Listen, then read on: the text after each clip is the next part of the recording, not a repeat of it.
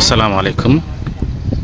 দর্শক, বিকালের শেষ প্রান্তে সন্ধ্যার আগ মুহূর্তে যে জায়গাটিতে দাঁড়িয়ে আছি, এই জায়গাটি হচ্ছে সমুদ্র সৈকতের পাড়ে, একদম বালির উপরে।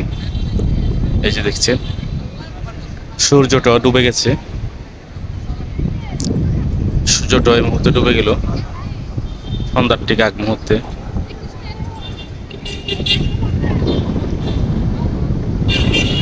যারা যারা চিনতে পেরেছেন অবশ্যই কমেন্ট করে জানাবেন জায়গাটা কোথায়।